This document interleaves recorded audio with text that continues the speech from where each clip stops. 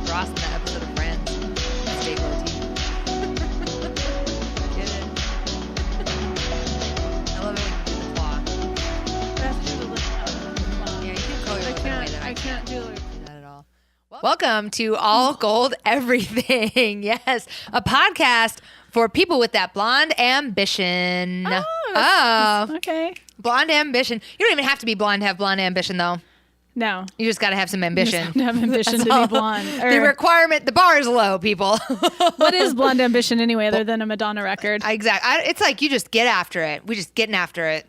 We're getting our hustle on. I thought it was like you just wanted to be blonde because like you want to be like those cool blonde people. That's part of it. But actually, I feel like it's more like, I think there's something to the phrase blonde ambition about like being ambitious more than being blonde. Oh, okay.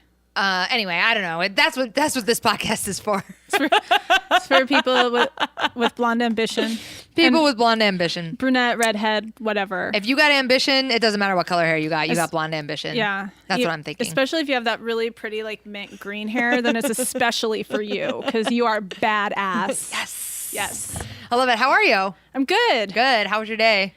It was good. Nice. I had a lazy day. I did nothing except like go for a run and go to yoga and do some laundry. Like total lazy day. That's amazing. I love it. Yeah. We're podcasting a little earlier in the week than we normally do, so we only just saw each other. We only just podcasted like 5 days ago. And we don't have anything to talk about, so you're just gonna just look at us. That's not true. The list is long. I want to start by saying we're getting trolled right now hard. You pointed this out to me. Oh, okay. I didn't realize we were getting trolled hard. We're getting trolled hard. Okay, first of all, if you've been listening to the show for a long time, you know that Sandy does not believe that Dubai exists, that the country of Dubai exists. This is correct. This is a fact. The country of Dubai does not fucking exist. We play fast and loose with facts around here. Sandy is a non-believer in the country of Dubai. Now, I want real proof. Real proof. Real proof. Our show is named All Gold Everything, which, as some of you also know, happens to be a rap song. A rap song? A rap by Trinidad James. Yeah, it's a rap song. It's a rap song. Okay, Yeah. a track. How about that? It's a track by Trinidad James. I think it's a whole song. Yeah, but a song is a track. I'm learning that from SoundCloud. So it's like, yeah, right. It's like a track on a record. Yes, it's a track on a record. Okay. Okay. So Trinidad James has a track called All Gold Everything. Now, recently, Trinidad James was in Dubai. He was in a soundstage in Hollywood. Probably not even Hollywood. Probably like the San Fernando Valley somewhere. Where did you find this story? Was it on his Instagram stories? Yeah, I follow TJ. Yeah, on because they're friends. Instagram. Well, we did run a campaign for a while there to like get him to be our friend and like you do a theme song for the show or like call in or something like that. So I mean, it was all in good fun. Yeah, So you follow yes, I follow Trinidad James. Yeah. We got to tag him in this episode again to see if he's really purposely trolling us like this. Like went to Dubai because he heard us talking about Dubai. And its existence. Yeah, and he's just trying to fuck with me. I know he's just trying to fuck with me. Definitely. I agree. 100%. Absolutely. He is trying to fuck with listening to our podcast. He's like, I'm going to make her think Dubai is real. He's like, I'm going to fuck with her head and make her think Dubai is real. And so I'm going to go to Dubai and I'm going to take photos and put them on Instagram because I know she's going to see them. That's right. And but I don't buy that shit. I'm not that easy. I know you're on a fucking Trinidad soundstage. James, we need more proof. Or, maybe you're in Jordan. I don't know, but you're not in Dubai because it's not real. I love it. One of the things I wanted to mention to our viewers right at the very start of the show, I realized it's been our viewers and listeners, that it's been a minute since we gave them the whole rundown of where they can find us and also what they need to do when they love us and they're super fans. Do you want to give them the rundown or shall I? Well, there's a lot, so I'll get started. And you then start maybe us you could off. Pick up where I left off. Yeah, that's perfect. So to listen to our podcast, which the audio version, which is the one I like better. But we're still willing to show up here.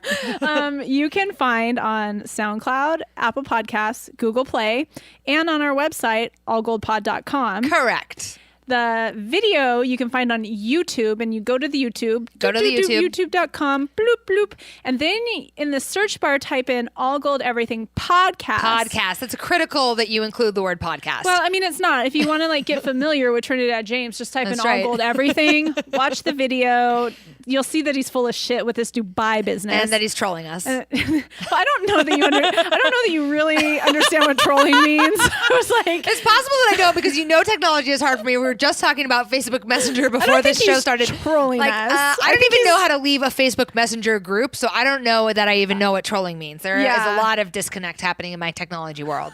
Just saying. I mean, I think that he's definitely fucking with me personally, but it's not trolling. Because trolling is when you go on and you're like, you're fat. Oh, and you're mean. Yeah. Okay. It's like when you go and you you're mean to people. Yeah. Because you're hiding behind. Got it. But he's just being like, I'm Trinidad James and I'm in Dubai and it's real. And that pisses Sandy. me off. But it wasn't like mean shit directed at me. That's right. So when you find our podcast and our vodcast, and video podcast, for those of you who are new to the technological terminology, a VOD, you can find it at those places, and you can also find it on, find the vodcast on our website, allgoldpod.com. So when you find it, there is something that we desperately need you to do. Do it. We need you to subscribe to it on YouTube. So hit the subscribe button, become a regular viewer. You don't even have to watch it regularly. You just have to subscribe to it for us. And then we also need you to rate and review it on Apple Podcasts. And subscribe.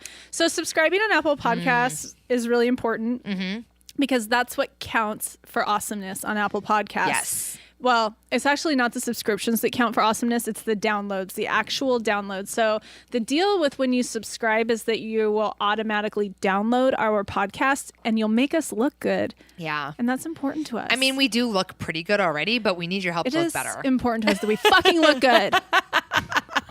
So thank you. Everything. I just felt like we haven't given everyone a rundown in a minute about what they needed to do. So you need to subscribe, rate, and review to us wherever you listen or watch us at. So just a little PSA. It'd just be really helpful. Yeah.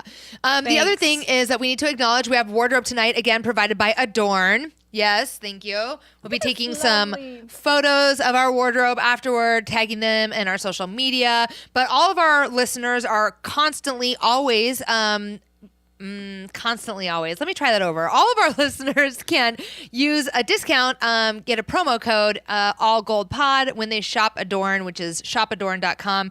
We've got Mark put up our little, if you're watching this on YouTube, then Mark put up the card that tells you what to do. You go to www.shopadorn.com, enter the promo code allgoldpod, and get a 10% discount. So that's the way that it works. If you want to buy anything that we are wearing, that totally helps us out as well.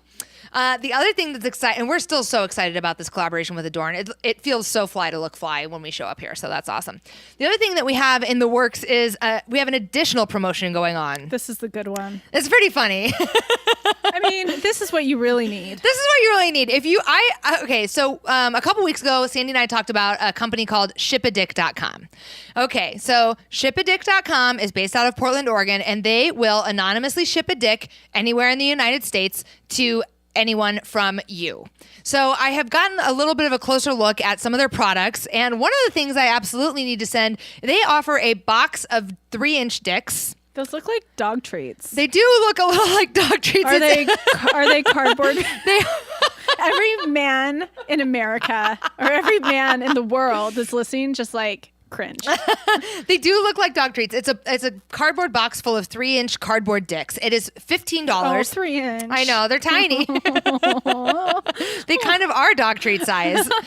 So this is, you can get a cardboard box full of 3-inch cardboard dicks. You can send it to anyone for a mere $15. Now we have arranged for a promotional code with Shipadick. So if you go to www.shipadick.com and enter the promo code allgoldpod, you get a 15% discount, which would make the box of 3-inch dicks a mere $12.75. I mean, deal. That's a deal. That's a deal. The other thing that they have that I'm very excited about. A box of 3-inch dicks. I mean, I don't know anybody. I need to send them everywhere. The other thing that they have is a glitter dick, which I liked. I didn't send a picture of that. Your alley. I know. Yeah. I looked. I totally. I want to see a glitter dick. The glitter dick is $9.99, and so if you use the 15% discount, you're looking at $8 or whatever, $8.50. So how big is the glitter dick? The glitter dick might be 21 inches, but I'm not entirely sure. I like 21 inches better than 3. They also have a wide selection of holiday dicks. So if you need one that has like a Santa hat on it or like a Hanukkah dick, they have you covered on those things. And I'm just saying, like, I want to send these to so many people. My problem is, like, the only people that I have addresses for are, like, my aunties. Well, send your aunties some dicks. I don't know if my aunties can handle receiving, they're like 70 years old. I don't know if they can handle receiving a box of dicks anonymously. Really cute They're cute dicks. I mean, I saw their like little rounded edges, and they're not veiny. They're just really cute. They're basically like cartoon dicks. Yeah, they are. I mean, I feel like they're probably auntie approved. Yeah. So I mean, I wouldn't send one to my auntie. She'd be like, she'd probably laugh actually, but I still would not send her. I know. one. So I'm just like trying to rack my brain of who I want to send. I mean, I can send some to you, but you're gonna know they're from me. Yeah, it wouldn't be fun. No. And I was thinking we could send it to Mark, but I don't know Mark's home address. I don't even know the address here. Oh, we're sending Mark some dicks. I don't know, right? We're sending him some dicks. He can't hear me when I whisper. Last week we determined that Cash rules everything around Mark, but I think it might be Cash and dicks rule everything around Mark. Cardboard dicks. Cash and cardboard dicks. I need to be real clear. So anyway, I am just trying to figure out who. And then I was like, oh my God, all my old colleagues at the city, I'd love to send them a box of dicks, but I don't know any of their home addresses. Well, so here's the thing. We've busted ourselves. We can't send anybody a box of dicks because they'll know they're from us, and it just really takes the fun out of sending somebody a box of dicks. I know. And that's the other thing is like, I could send them to all the men I've dated before. no, because you don't want to have contact with those guys again. But it would be funny. I mean, I was like, I could send a box of 3-inch dicks to my brother. That'd be so funny. And that would not be funny. He would not laugh. He's the only other person I have his address I do not know Fred that well, but I could tell you Fred would not laugh. Fred's not. Nope, he's not having a box of dicks. So, and neither is his wife. I don't. Yeah, I mean, but then like his wife's family, maybe I could send them. Anyway, I don't know who I'm going to send to, but I'm committing right now on this episode that by next week when we podcast, I will have sent 2 shipadicks anonymously to somebody. I will see your 2 boxes of shipadicks, and I will send 2 boxes of shipadicks to somebody anonymously. Yeah. I will figure this shit out. Now, if we send you a shipadick package and you happen to receive it and you don't know who I need you to email the show and let us know what it was like to receive a shipadick package anonymously. Okay, you just totally twisted my brain. It wouldn't be anonymous. Well, they're going to know it's from the show. I'm not sending anybody who listens to this show a box. I'm doing this shit legitly. Oh, I was thinking about sending it to some super fans. That was my other thing. Oh, do you have any super fans addresses? I have a couple because I sent some stickers to some super fans when we were doing the, So anyway, I think we're going to, I'm committing. I'm going to send 2 shipadick shipments. But mine are going to be like legitimately anonymous. Like somebody's going to be like, what the fuck? Yes. Oh, it's going to be so good. The other thing that's awesome about this, I'm going to ship them to my nephew in Korea. Oh my God. I don't think I can. Oh, I don't know. Maybe you can. That would be really good. That'd be incredible. The other thing that's really cool is that the shipadick people have been very friendly over DM, and we've been talking on Instagram, and they are actually sending us a box of something, although we haven't received it yet. Probably a box of dicks. It's definitely a box of some kind of dicks, but next week's show we'll have it, and we'll be able to put it on the air like what we've got. I hope they're dog treat dicks. I hope so too. I did see their Insta, and they cook dicks. They do. They bake dicks. So okay. Anyway, follow them on Instagram. Get ready to receive an anonymous box of dicks. So that is one of the things I was excited about this week. Sandy's ready for the next topic. She's poking at her fingernails. I just noticed. Look what I just noticed. I've got owies on my fingers, and I'm like, am I waking up in the middle of the night punching walls? Sandy's like, got bloody knuckles over there. On? That's very aggressive. That's very aggressive. The other thing that was exciting this week is that Jeff and I are adding a member to our pack, to our family. We are adopting a little yellow lab from the Santiam Valley Ranch Labrador breeder, and this is her. Mark's got a picture of her up. Her name is Lemon, and she's Lemon the yellow lab. Pretty. Yeah. So this was an interesting experience because Henry, our current dog, are they laying on gold glitter? No, they're laying on wood chips, but I like the idea of them laying on glitter. That's like some rich ass Labradors.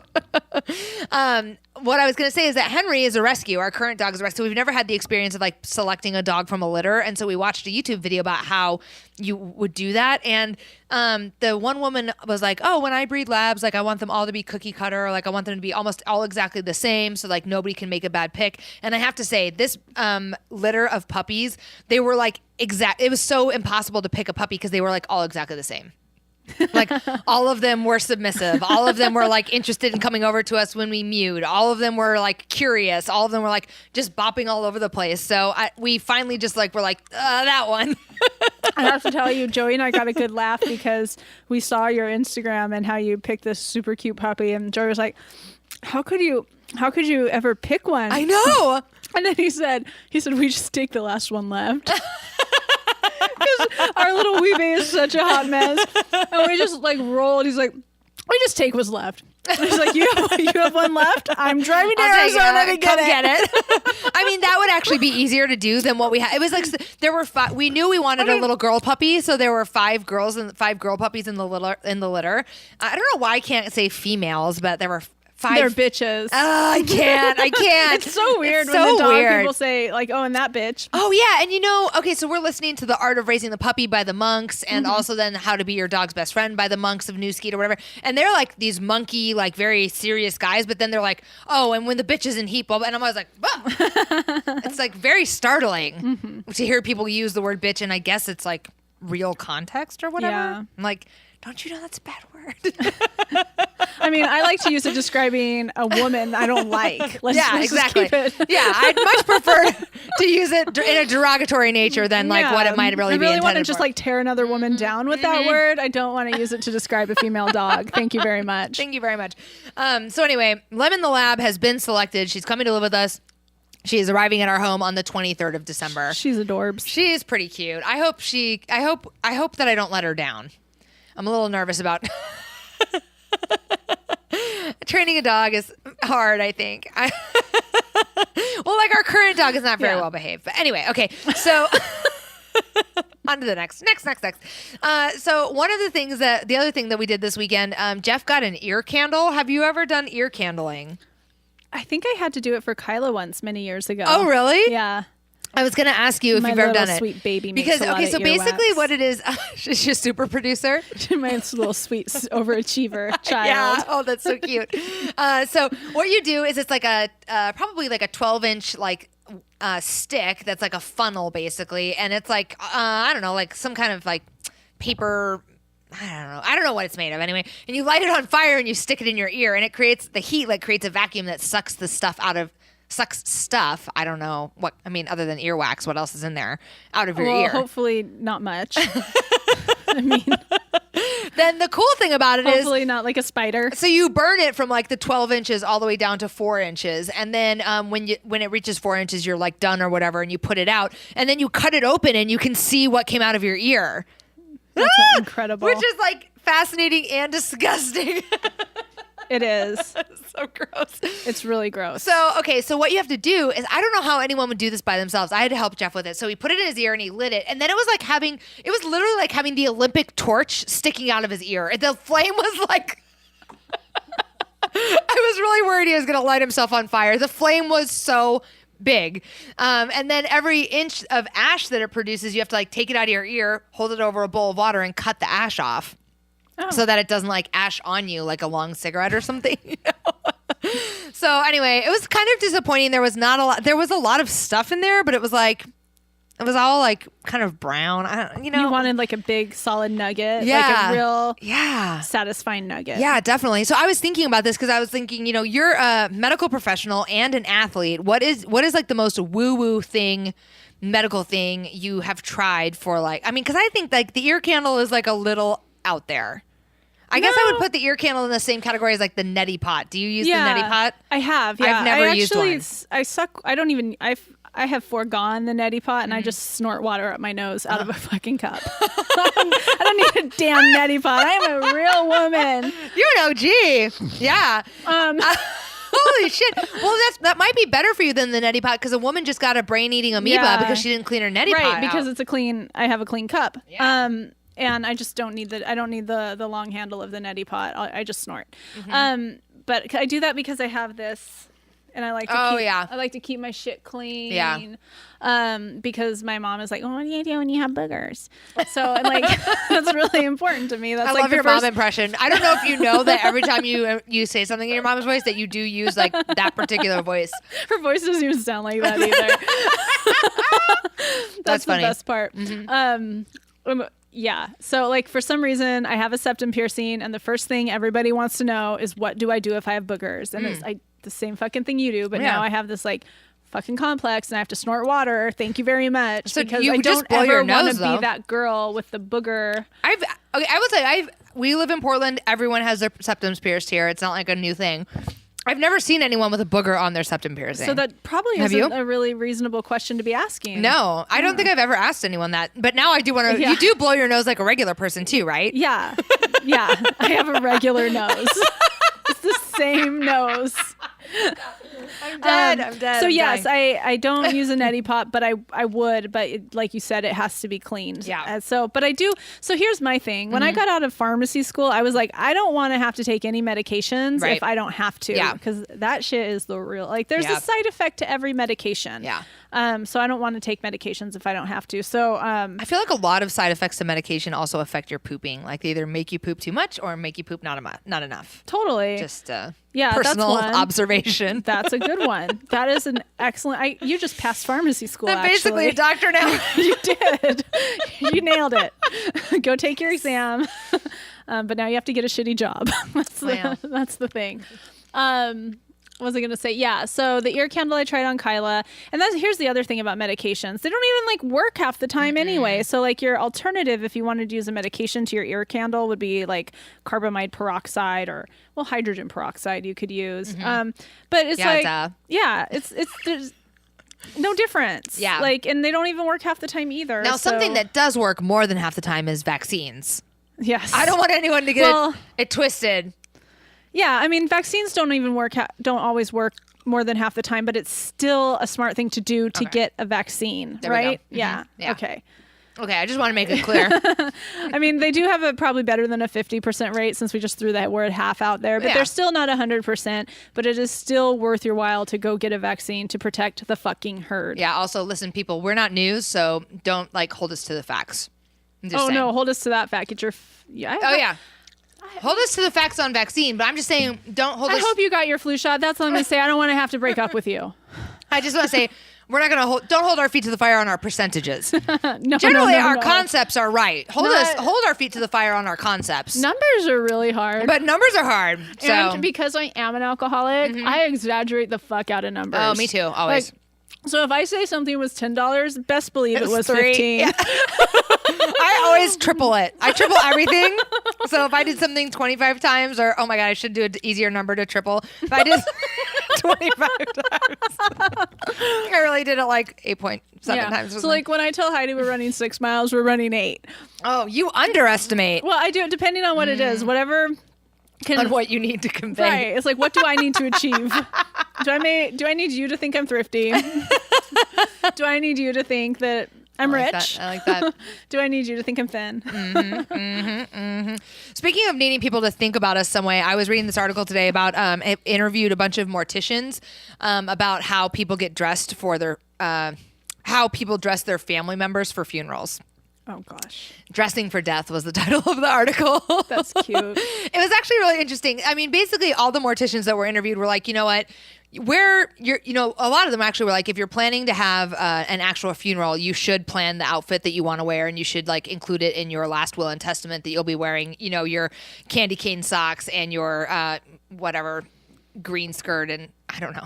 Your red Santa top or whatever. And they were all basically like, wear what you want. I mean, you're in your final resting place, so be happy with what you wear. The one piece of advice they did give, which I was so glad that this woman gave it, and she was like, she is, I think, a mortician in LA. Mm-hmm. And she was like, you might love that. I don't even know if I'm going to say the name right. Herve Leger dress, the bandage dress. She's like, in life, you may love the bandage dress. That may be your favorite thing. You may love it. But she's like, it's really hard to get skin tight stuff on dead people. So so she was just saying, please wear whatever you want when you die, but don't have it be super skin tight. Oh, yeah. Sometimes she said the skin comes off while they're trying to wriggle someone into something. That sounds really brutal. Yeah. So anyway, wear what you want when you die. I mean, I'm going to get cremated anyway. I'm definitely not going in a box in the ground. Oh my gosh. So I always felt that way. Yeah. But my sweet love has now revealed to me, again, after we got married, I'm sick of learning shit about him now that we're married. There's not a lot. What's the I can't, I mean, you're acting like last week you divulged some other detail, but I don't. It was this is the first post-marriage thing I've learned. We had a conversation last week. I don't remember what it was, but I was like, oh, I had it with a coworker. I'll tell you that after this. Okay. But the first, I did learn something new about him this week. Okay. Another new, already. Yeah. And I learned something new about him this week I did not know about him. Okay. And I remember what it is. But this was, he wants to be buried. Together forever. Well, in a cemetery with a headstone. Yes. And I was cute. Always just like, I'll be dead. I don't care. Like, let's I just kind of want to get turned into a tree now that that's an option. I didn't know you could be turned into a tree. If you're cremated, you get your ashes mixed in with a little tree, and then you plant the tree, and they plant you, and you get sucked up the roots. I guess I never spent a whole lot of time thinking about it because I figured I just figured I would get cremated. Mm-hmm. And to be frank, the thought of being buried kind of creeps me out. I know. And to be frank, I'm gonna be dead, so I don't care. So I never thought about it, but now it's like, oh, so now I have to think about it. Ugh. And it's a little bit creepy to think about. It is. But that's okay. I will tell you why. The thought of this, I'm sure this is a large fear for anyone who is considering being buried. But like, I would be afraid that I wasn't really dead, and that I'd wake up like in the box, like I'm not. Like I'm alive, I'm not dead, and I'm in the box now. You know? I mean, but that would be the same as like waking up in the inferno. I mean, yeah, that's true. Thank you. I hadn't thought about it that way. Box inferno. I think I would rather burn to death than suffocate to death in a box. I don't know. Oh my God, that got really dark so fast. Sandy. Oh God. I mean, it really came to life for me. In my early 20s, I got in a little bit of legal trouble over alcohol. Surprise. When I was at the University of Pittsburgh, and I happened to get into it with a cop about alcohol and using and my drinking and blah, blah, blah. And so I happened to have a citation. And so then I was offered this kind of like diversion program where instead of going to I don't know what it was instead of, I don't know what the alternative was, but I could do like a number of like service things and like check these boxes on this list. And one of the things was that I could either go take a tour of the Allegheny County Jail or the Allegheny County Morgue so I could understand the effects of drunk driving, even though I had been walking with a 40 in my hand. Okay, so all the details That reminds me of time I got real shitty at a trauma nurses Talk Tough conference. Talk Tough? Like a scared it's straight? It's the same thing. It's like trauma nurses Talk Tough. I'm like, I got a ticket for rolling through a stop sign. You have me here listening to like, and then we have to peel the skin off their scalp. I'm like, bitch, I rolled through a stop sign. I was indignant about it because I was walking with a 40 that was open. I don't know. The 40 wasn't even open. I was walking with a closed 40 in my hand. But then I got mouthy with the officer that wanted to talk to me about it. And then that's why the whole thing, I mean, I have a part in it. That's why the whole thing snowballed. Okay. But anyway, so at the time I had put off doing all the stuff I was supposed to do. So there was a warrant out for my arrest in the city of Pittsburgh. And so I couldn't go to take a tour of. Heidi had a warrant. I couldn't go to take a tour of the Allegheny County Jail because if I showed up there, they were going to be like, "Oh, we're just lock your ass they're up." going to lock me in." So I had to go take a tour of the morgue, which was it was the stuff of nightmares for me. We talked last week about like I can't even watch a remotely scary movie. It is not even like a possibility for me. So instead, I had to go to the morgue and I had to watch an autopsy. Oh my. Yeah. And I was like, oh my God, are you sure she's dead? And they were like, yeah, she's definitely dead. She's been dead for days. And I'm like, are you sure though? I was just like so scared that she wasn't dead. They're like, well, if she's not, this is going to wake her up. I honestly have no recollection of the actual autopsy. I think I probably either blacked it out because it was so overwhelming or just you were drunk. Averted my eyes. Yeah. I might have been drunk too. Yeah. Sorry to take us on that digression, but the whole point being... No, I love the dark shit. I'm obsessed with darkness. That I had not considered the possibility of being buried. I think I'm still going to roll with cremated. But now I'm like, I do want to look fucking fly when they throw me in there. I mean, do I get to wear anything in there? I don't know. I mean, if so, then like wrap me up in gold, get my best all gold everything outfit on. For me, best case scenario is be naked. Oh, you think? I mean, don't you think? I don't know. I don't want like something like fucking polyester like sticking to me and searing me. I'm not trying to wear polyester. I'm trying to wear some natural fibers, some rich silk or something. I don't know. Anyway, we got time. I don't anticipate this happening anytime soon. Just wrap my naked body in like linen. I think linen would be great. Blanket. Silk or linen. Yeah. Okay, I'm putting this down into the universe. Taking a note. Wrap my naked body in a silk blanket. I can't with you. I love it. I love it. Okay. That's what I want. Last will and testament of Sandy J. Real last witness happening right here. We'll wrap Sandy's body in silk blanket. Gold silk. Sure. Silver? Gold. No, you're no, gold. I Absolutely definitely not silver. Oh my God. Okay, so we are about 30 minutes into our podcast, which is amazing. And you have to tell me about the other thing that you learned about Joey this week. Oh shit, I've already forgotten. Sorry, love. Oh yeah, so this is actually a really cute story for those of you who know my sweet love, Joey. So Christmas time is here and the Thanksgiving came and about a week passed and he put up some Christmas lights. Yeah. And it looked great. And I'm already like, oh, he's suburban. That's cute. But I knew that about him last year and I like totally like loved him and adored him about it. And he's like, they don't look right. And I'm like, no, they look fine. They do look good. I've seen them. And then I come home. He's taken down all the Christmas lights and put up new ones. Whoa. Compulsive about the Christmas lights. I like it. Yeah, no, it's cute. Yeah. It's cute, but I had no idea that like that was so important to him. And so now here we are sitting without a tree because he wants me to go with him to get a tree. And I'm like, never home. And so we don't have a tree and I'm sure it's just eating his lunch. Was he able to articulate what was wrong with the lights before he like redid the whole thing? Well, so I think he just wanted to go all green. So they were multicolored lights and he took them down and he just wanted all green. Oh, that's funny. So he has all green lights now. Nice. There it is. We just got a tree yesterday because it had been challenging to get all the personnel in place to go get one, but it's sitting, but it doesn't have any lights on it yet and it won't have anything on it. I think until tomorrow. Well, we have extra lights if you need any. So awesome. Whole set. Speaking of house's worth of extra lights. This is actually a really great topic because the next thing that the next kind of just like silly thing I want to talk about is I did not know this, but elephants eat Christmas trees. Of course they do. Were you aware of this? No. They act like little toothbrushes. No, but I don't know. I wouldn't be able to tell you what elephants eat. Oh no, I would. Peanuts? Peanuts. Peanuts. Yes. I only assume that because I feel like I've seen a lot of cartoons where elephants eat peanuts. I don't know if I've ever seen. I've seen an elephant munching on a tree. I was trying to think of the last time I saw an elephant. I probably saw an elephant in the Denver Zoo 2 years ago when I went with my niece. So I have seen an elephant recently, but I didn't see the elephant eating. I mean, I only just remember seeing like their giant feet and their little cutie toenails. Well, I've seen an elephant like brushing its teeth with an actual toothbrush. So this whole like Christmas tree toothbrush thing, I'm not buying. I read it today that they can use a toothbrush with their trunk. No, yeah, I've seen it on a Disney. No, in a real life. Elephants are smart. They are. That's true, and they remember. They have great memories. Don't underestimate an elephant. Teach them once, and then they know for life how to brush their teeth. Yeah. I bet I could train an elephant. Maybe I'd have better luck training an elephant than a puppy. I think you would. Actually, though, puppy training is really easy. Well, your puppy's a genius. He's a genius. He's learning so fast. He is. What's he learning? What's his most recent trick that he's picked up? He has sit and down and touch, all down. What's solid. Touch? That you just put out your hand and then he'll come and touch his nose to your hand. And it's just a good way to get him close to you at your side. Like, so if you're out in the world and you just go touch and then they come back right to your side. Oh, that's smart. Yeah. I was working on down with Henry today. We don't have that. It's not pat at all. But we're working on it. It'll come. Okay, so anyway, I was thinking about how cute it would be to see an elephant eating a Christmas tree, and like I was wondering if the Oregon Zoo has any kind of like Christmas tree recycling program where you just feed all the elephants your tree.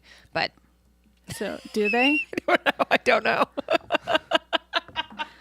I think those elephants probably eat really well, and they don't want your damn Christmas tree. They're like, keep your. They're like, I brush my teeth with a toothbrush, bitch. Yeah, they're like, that Christmas tree is like human broccoli. Get over yourself.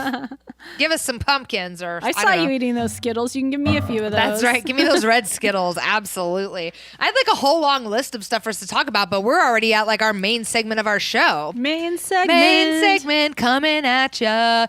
Okay, so here's what I wanted to talk about this week. I would generally, I would call this segment a segment about ambition. So Blonde ambition. See what I did there with the beginning and the title and the topic? Okay. So, it's genius. It's genius. The best. Yes. It's that's why I love podcasting with you. I do what I can. These things. So here is where I want to start with this. Okay. A couple of years ago, like 5 years ago, Sheryl Sandberg at Facebook, now at Facebook, then maybe at Yahoo, wrote a book called Lean In. Have you ever read Lean In? Oh my gosh. Well, you just blew my mind because you just clarified something that I just could not understand. What? I thought Cheryl Strayed wrote it. Oh. And I'm like, what the fuck is this bitch doing? She's like getting off heroin, going on this long hike, and now all of a sudden she's corporate and writing a book. I was like so pissed at her just for that. That's really funny. Yeah, definitely two different people. Damn. Well, all right. Well, we're going to see where this ride takes us because now I don't even know where to go with mind's it. blown. Okay. Yes. So Sheryl Sandberg is currently at Facebook. She wrote this book, Lean In, as kind of a new age way, or not new age, as kind of a way, a roadmap for women in tech specifically to climb the corporate ladder, for lack of a better term. Okay, so something I can't relate to in any way because like I don't even know how to delete a Facebook message. Yeah, but I mean the concepts I think mostly are about being a woman in a Sheryl, corporation. How do you delete the fucking messages on Messenger? Oh, that's right. This is the appropriate place for that. Actually, we should talk about Messenger. Sidebar. I feel like we just did. There we go. I feel Facebook like Messenger I is need fucked up. the answer to that question. Okay. We don't need to go into it any further. Send us a DM at all.gold.pod. Because every motherfucker dips into my Facebook Messenger, and I don't need to keep that message hanging around, Sheryl. How do you delete it? It doesn't swipe. When I swipe, it just swipes over to all the people who are on Facebook. Yeah. Yeah. It's annoying. Have you tried swiping the other way? Yes. Oh, I've tried all the swipes. And then once after about 30 swipes, I got one. I actually got one deleted once. I've tried all the swipes. I love it. Yeah. Okay, so anyway, Sheryl Sandberg wrote this book, Lean In. Pushing it really hard when I swiped. Like I'm shaking. Sheryl Sandberg wrote the book, Lean In. This is great. This is classic. To lean into learning how to delete. Lean into delete. Lean into delete. And she basically outlined a roadmap for women who might want to climb the corporate ladder. And in any kind of field, really. It's not necessarily specific to technology field, although women in technology were really looking for some guidance and mentorship because there are so few women in the at the C level, like CEO, CFO, COO level of technology companies. So anyway, she basically said like lean in, and one of her things was like get a group of women, like have support each other, make sure you start asking for what you're worth, start asking for raises. If you're going to leave on, don't let maternity leave get in the way. And so basically one of her kind of staples of advice was like, if you are going to become a mother, don't leave before you leave, which was like, don't pass up a promotion before you're going to go on maternity leave, or don't like kind of check out before you're going to go on maternity leave. Right. Mm-hmm. And so people were like people were excited about it. And so this week. So basically, let me just clarify. So if I'm like climbing a corporate ladder, and I get offered a promotion for more responsibility within the company. Yeah. But I know I'm pregnant. I still accept it. Yeah. I think that's fair. Yeah.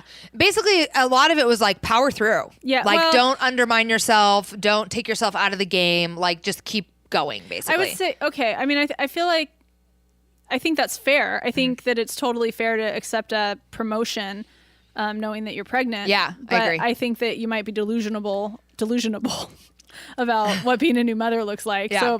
So I would say I would probably ask a lot of questions about the responsibilities of the new position so that I could make a better decision for myself. Yes. That's my career advice for you, all gold listeners. Well, it's fucking dialed in because I don't know that Sheryl outlined it that clearly in the book. And then what happened was this week there was an article on Vox by a woman named Catherine Goldstein where she said, listen, I took Sheryl Sandberg's advice. I took the promotion. I left and the promotion that she took was at like a different company or something, or on a different team.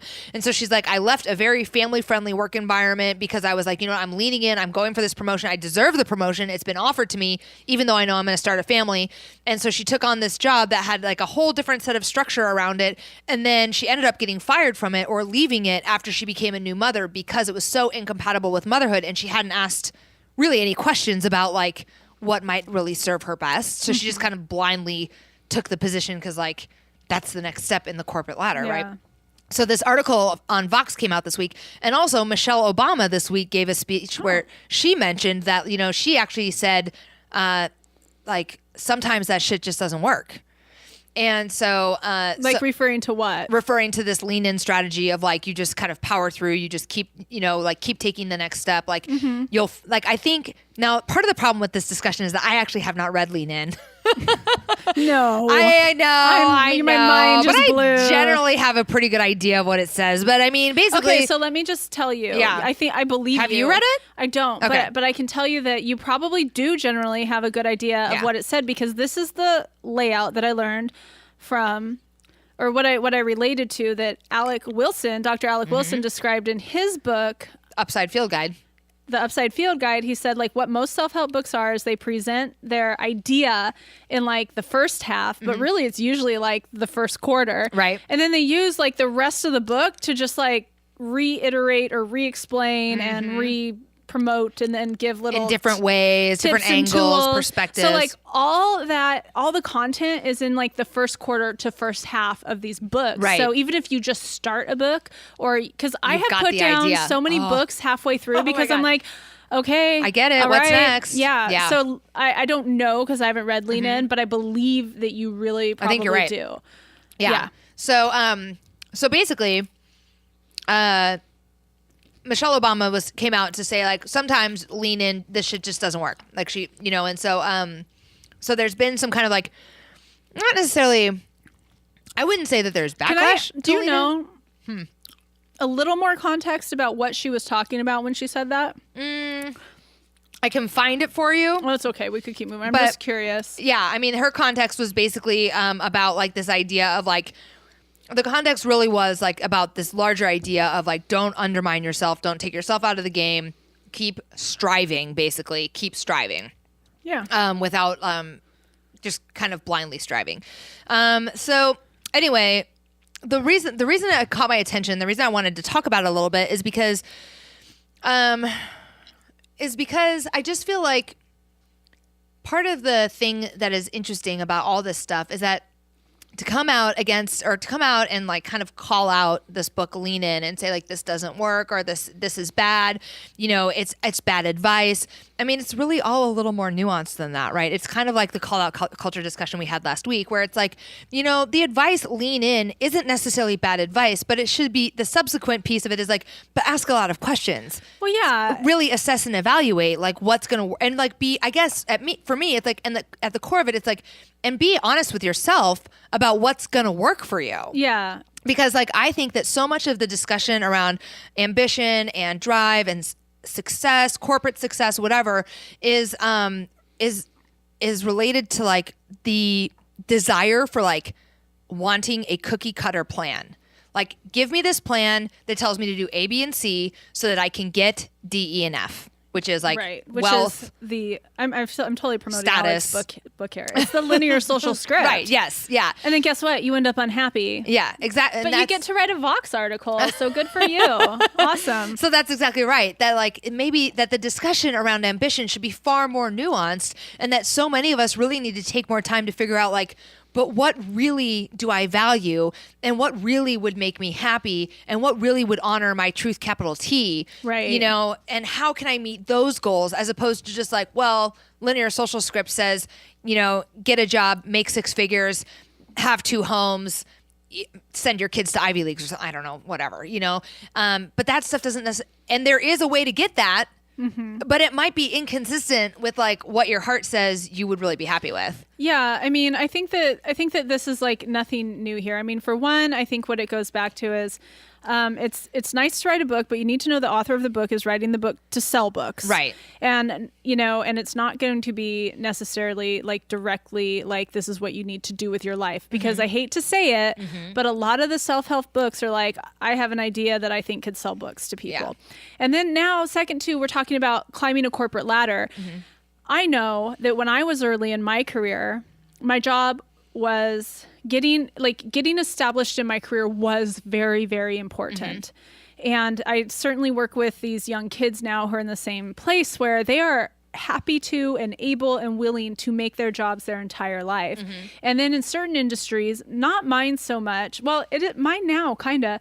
But in certain industries, especially tech and corporate, you have to know going in that if you want to climb that corporate ladder, you have to live, breathe, everything, this job. And that does preclude a family.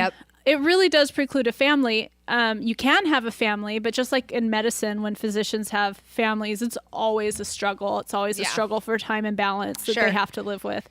It's very similar. So these are decisions that you should know going in before you're even fucking leaning in. Like the career family decision is an incredibly difficult decision for people to make. And it comes with lots of lumps and bumps. And and also lots of really inaccurate like portrayals of, like, oh, you can have it all. It's so easy. Or it is possible to have it all, especially if you have like a lot of privilege that makes it really easy to hire a nanny and to, you know, right? Like, well, but then you still don't have it all because Right. time with your kids is time with your kids. Yeah. I mean, that's something that I learned yeah, very much. Time with your kids is time with your kids. Right. A nanny can't give you time with your Yeah. kids. I mean, I won't go into that. Mm-hmm. But yeah, so there's so much more before leaning in or reading a self-help book, and there's so much personal responsibility I feel being shirked here with this. Well, I took this lean in advice and it didn't work for me. It's like, well, no, you made a decision. Yeah. That didn't work for your life. And here's the thing, that's fucking okay. That's fucking great because one, you learn more about yourself, and two, you're doing something different. Yep. And three, it's writing Vox articles, so you're probably doing it at home with your kid. Right. So like this set you on a path to like where you're supposed to be. So I don't even know if it was a wrong decision. Right. Well, that's so interesting because, you know, not a long time ago, but a lot of episodes ago, and something that you and I really kind of live and die by is like, there's really no bad decision. There's really no wrong decision, right? It's like all of these decisions, we learn something different. We learn what we value. We learn, you know, what we can live with, what we can't.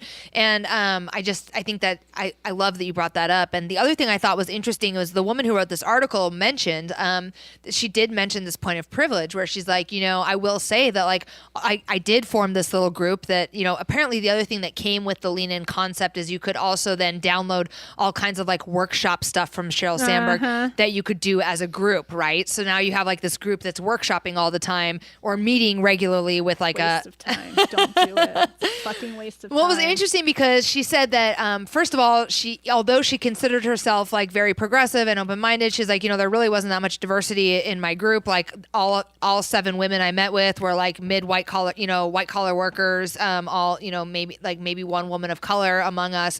And she said that they did have some success in that within the first couple of weeks, 4 of them had asked for raises. But honestly, that's more about, I think, the power of community, right? The power of supporting one another, the power of saying to someone like, hey, go out and like, you know, hey, the power of running your idea by someone else. So like, I don't know if that's really that deeply connected to like the lean in movement, except that maybe it's one of the really great tools to come out of it, which is that like, I really do believe that like the power of community can really help us achieve all kinds of goals. But the point is we have to decide what goals are worth achieving. Like we have to decide what is it that I really want. Cause it's like, you know, I can have all kinds of crazy ideas and not run them by anyone and then find myself in deep shit, you know? Yeah. But the power of the community that I have today is that I trust the women that I have in my life and I run ideas by them and we get to bounce them off each other. And then the ideas evolve to a place where like, there's really no bad decision. There's really no bad idea. Okay, we're going to give this a try. We're going to give this a try. So I just feel like I love that it talks a little bit about the power of community, but I really wish that it called that out a little bit more, or that this article at the very least shed a little more light on like the power of community, because I think that's actually a much more powerful concept than like the linear social script of like do A, B, and C to get D, E, and F. Right. You know? Yeah. And I mean, it's nice to like, okay, so you had your girls encouraging you to go in and ask for that raise, and maybe you get that raise, but you would have probably got that raise. You might have anyway. Right. You know, I don't know. I just I don't know anything about the corporate world. Yeah.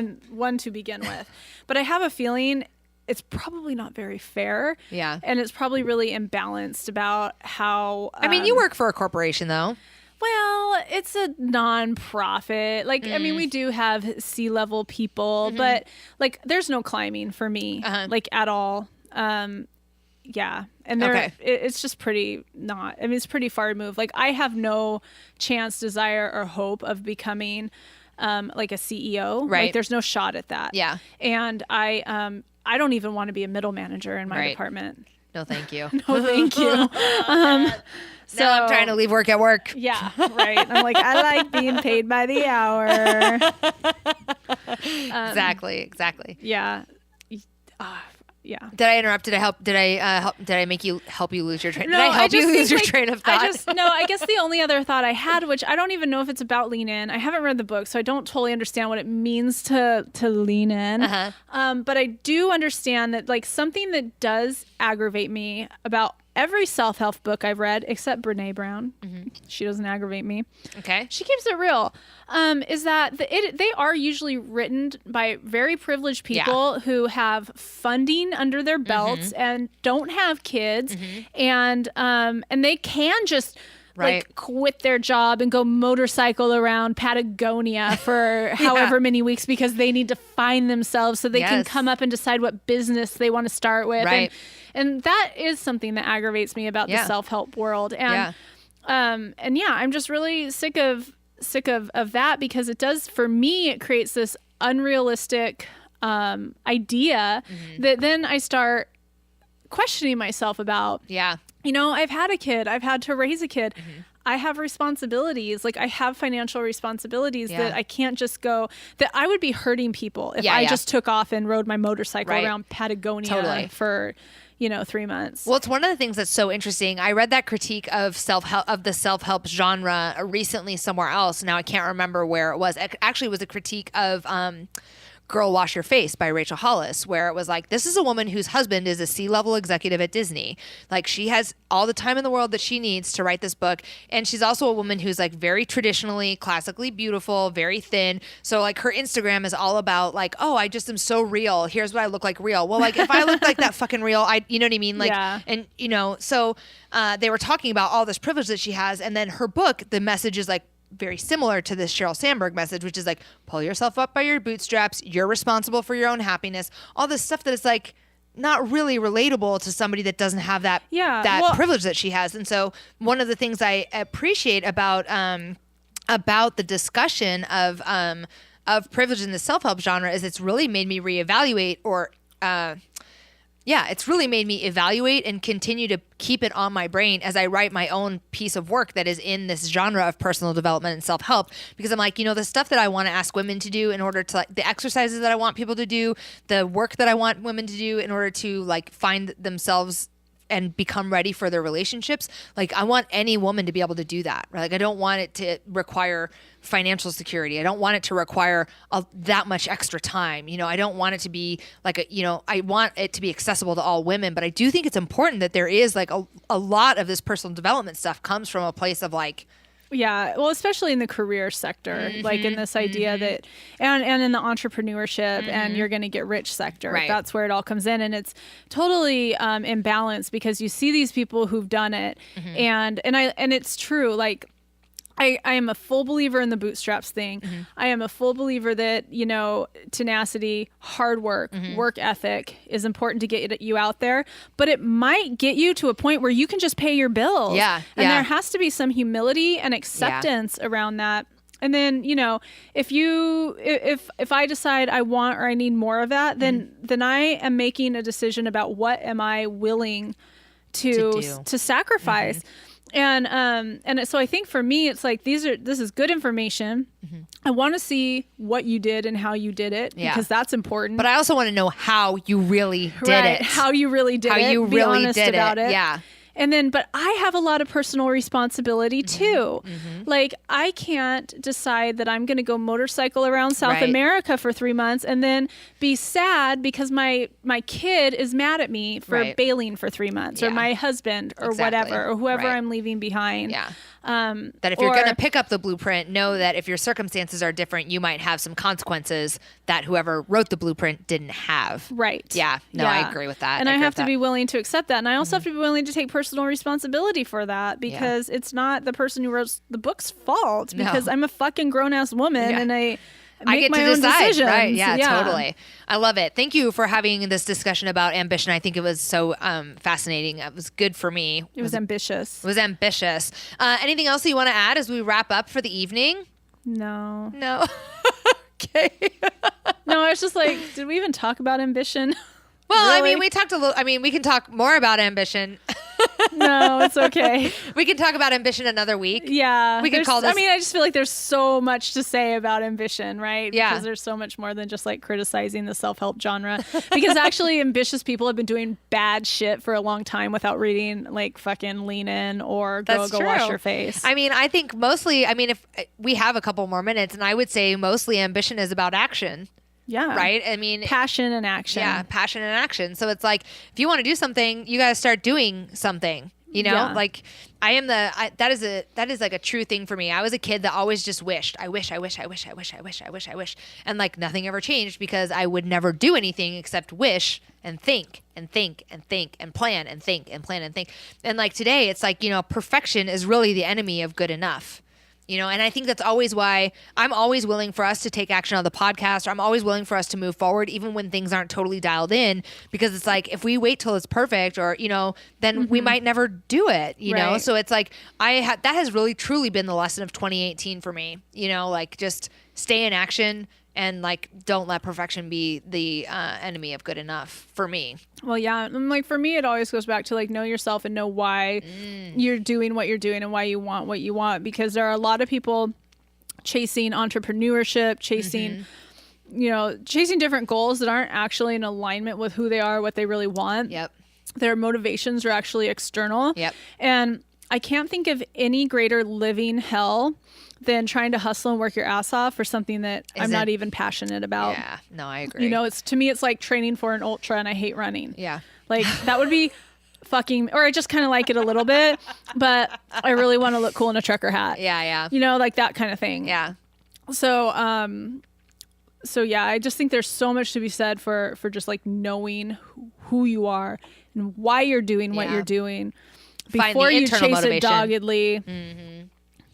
Yeah, I agree. Find the internal motivation. To thine own self be true. You know thyself. You have to. Yeah, and when I'm fired up about something, it's fun. Yeah. It's fun to work my ass off for it. The hustle on this podcast is so fun. Right. I mean, we have been having so much fun. I've been having so much fun, like being able to spend more time on it. Like I'm like, oh, duh, this is a no-brainer, right? Yeah, and if you are finding your truth, I do believe that the universe conspires for your success. The universe conspires. We're conspiring for you. We are sending all of our love, our light, our energy to you tonight. Love, light, and gold from Portland. And don't forget to stay vigilant.